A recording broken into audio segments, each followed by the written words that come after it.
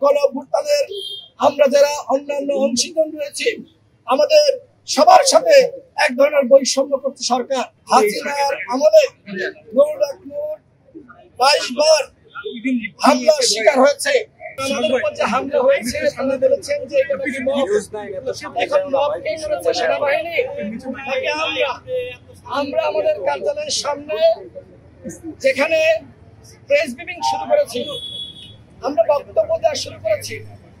আমাদের গণ অধিকার পরিষদ ঢাকা মহানগর দক্ষিণের সভাপতি নাজিমউদ্দিন বক্তব্য দিচ্ছিলেন। আমাদের গণ অধিকার পরিষদ ঢাকা মহানগর দক্ষিণের সভাপতি নাজিমউদ্দিন বক্তব্য দিচ্ছিলেন। এরপরে আমি বক্তব্য দিব।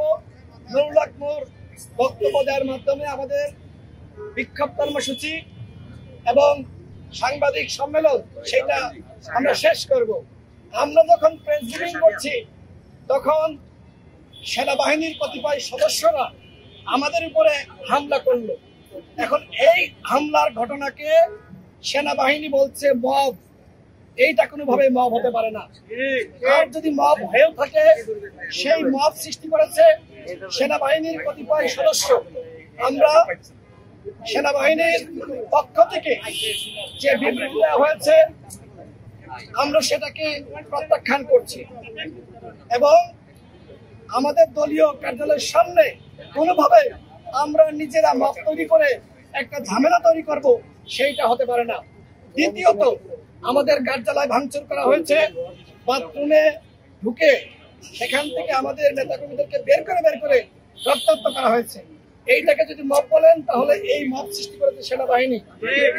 তাই যদি আপনাকে মামলা করবেন কিনা এর দায় যদি সেনাপ্রধান না নিতে চান তাহলে অবশ্যই যারা এর সাথে জড়িত তাদের বিরুদ্ধে ব্যবস্থা নিতে হবে। আমি আগেও বলেছি, এখনো বলছি, আমরা টোটাল সেনাবাহিনীকে দোষারোপ করছি না।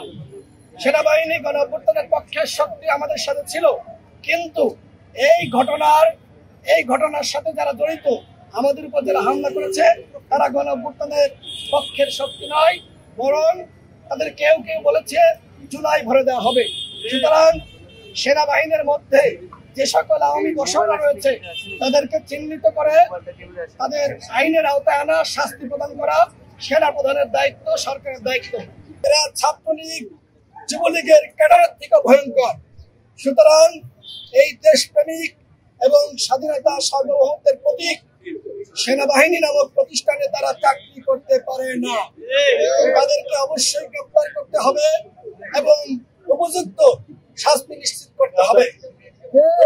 এখন পর্যন্ত কাজ করছে। আমরা সন্দেহ করছি বাংলাদেশে তার যে ধরনের চিকিৎসা দরকার সেটা সম্ভবপর নয়, যেহেতু হাসিনার আমলে নুরুল হক নূর 22 বার হামলার শিকার হয়েছে। তার পুরো দেহটা ক্ষত বিক্ষত। সুতরাং এই মুহূর্তে তার উন্নত চিকিৎসার জন্য আমরা মনে করি সিঙ্গাপুর অথবা ইউকেতে নিতে হবে। এবং গতকাল সরকারের পক্ষ থেকে ঘোষণা দেওয়া হয়েছে নুরুল হক নূরকে উন্নত চিকিৎসার জন্য দেশের বাইরে নেওয়া হবে। আজকেও রাষ্ট্রপতি তিনি নুরুল হক নূরকে কল করে বলেছেন আপনাকে উন্নত চিকিৎসার জন্য দেশের বাইরে নেওয়া হবে। আমরা মনে করছি বাংলাদেশে যে সকল চিকিৎসকরা রয়েছে তারা অবশ্যই দক্ষ, তারা অবশ্যই উন্নত মানের চিকিৎসা দিতে পারে, কিন্তু নানান ধরনের প্রশাসনিক জটিলতা রয়েছে।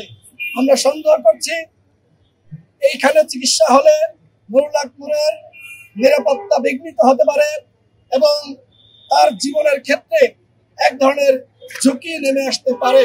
বিভিন্ন সময় এই ধরনের ঘটনা ঘটেছে যে ইনজেকশন পুশ করে একজন জাতীয় নেতা বা জনপ্রিয় নেতাকে মেরে ফেলা হয়েছে। সুতরাং নুরুল হক নূরকে যেহেতু সেনাবাহিনীর কতিপয় সদস্য এইভাবে হামলা করতে পেরেছে এবং আমাদের কাছে যেটি মনে হয় যে টার্গেট কিলিং এর উদ্দেশ্যে মূলত নুরুল হক নূরের উপর এই ধরনের হামলা করা হয়েছে।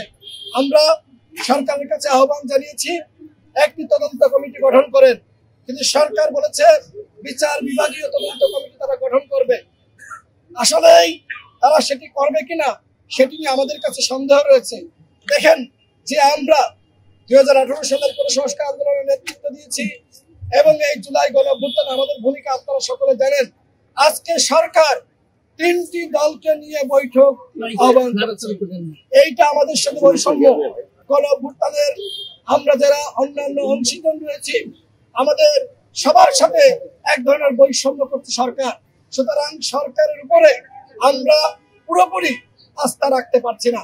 সরকার যে তদন্ত এবং বিচারের কথা বলছে এবং সহানুভূতি জানিয়েছে, প্রতিবাদ জানিয়েছে, আপনারা সরকারে আছেন, যারা এই হামলা চালিয়েছে আপনারা কি গ্রেপ্তার করার জন্য নির্দেশনা দিয়েছেন?